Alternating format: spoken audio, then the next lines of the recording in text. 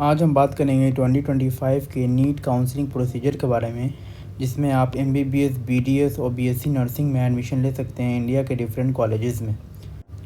Counselling procedure की बात की जाए तो इंडिया में दो टाइप की काउंसलिंग होती है। इंडिया के बीडीएस और एमबीबीएस कॉलेज में एडमिशन लेने के लिए पहली होती है ऑल इंडिया काउंसलिंग और दूसरी होती है स्टेट काउंसलिंग।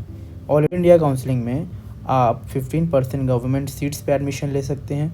सेंट्रल यूनिवर्सिटीज़ जैसे कि एमयू, बीएचयू और जामिया में एडमिशन ले सकते हैं।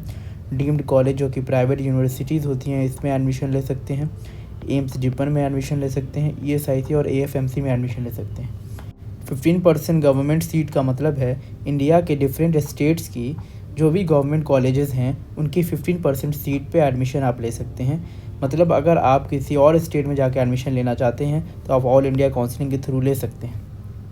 ये स्टेट काउंसलिंग में आप अपने स्टेट के गवर्नमेंट कॉलेजेस की 85% सीट पे एडमिशन ले सकते हैं और स्टेट प्राइवेट कॉलेजेस में एडमिशन ले सकते हैं। स्टेट प्राइवेट कॉलेजेस में दूसरे स्टेट के कैंडिडेट भी एडमिशन ले सकते हैं, पर 85% गवर्नमेंट कॉलेज की जो सीट हैं इसमें सिर्फ स्टेट के डोमिसाइल कैंडिडेट ही एडमिशन ले सकते हैं।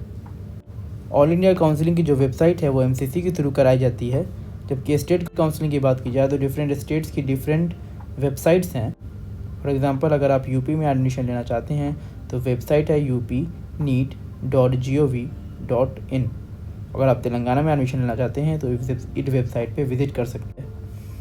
फ़ी स्ट्रक्चर की बात की जाए तो ऑल इंडिया कोटा की काउंसलिंग जो कि एमसीसी की वेबसाइट पे होती है, जिससे 15% गवर्नमेंट कोटा पे एडमिशन होता है। डीम्ड यूनिवर्सिटी, एएफएमसी और एम्स का एडमिशन होता है। इसमें दो टाइप की फ़ीस होती हैं, रजिस्ट्रेशन फ़ीस और सिक्योरिटी डिपॉजिट। रजिस्ट्रेशन फ़ीस जो होती है वो नॉन रिफंडेबल होती है। इस सिक्योरिटी डिपॉजिट रिफंडेबल होता है। गवर्नमेंट कॉलेज की रजिस्ट्रेशन फ़ीस 1000 है और यहाँ की सिक्योरिटी डिपॉजिट 10,000 है। अगर आप किसी कॉलेज में एडमिशन ले सकते हैं तो कॉलेज की ट्यूशन फ़ीस में ये सिक्योरिटी डिपॉजिट मैनेज कर दी जाएगी। अगर आपको किसी कॉलेज में एडमिशन नहीं मिला तो ये 10,000 आपको रिफंडेबल रहेगा। डीम्ड कॉलेज की बात की जाए तो डीम्ड कॉलेज की रजिस्ट्रेशन फ़ीस 5,000 है और यहाँ की सिक्योरिटी डिपॉजिट 2 लाख है। अगर आप किसी डीम्ड कॉलेज में एडमिशन ले लेते हैं तो वहाँ की ट्यूशन फ़ीस में 2 लाख रुपया मैनेज हो जाएगा। मीन्स अगर किसी डीम्ड कॉलेज की फ़ीस 14 लाख है तो at the time of admission आपको 12 लाख ही देना होगा, क्योंकि ये 2 लाख मैनेज हो जाएगा।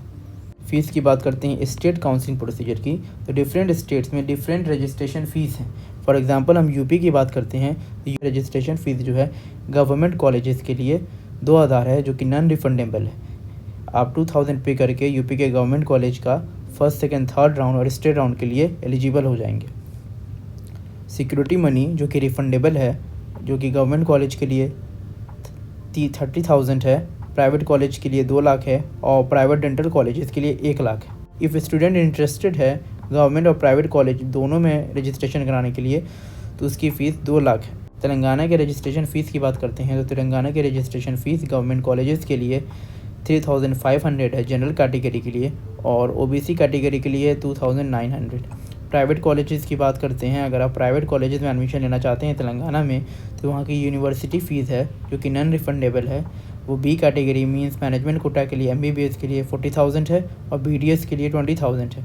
सी कैट और एनआरआई कैटेगरी के लिए एमबीबीएस के लिए 70,000 है और बी कैट के लिए 40,000 है।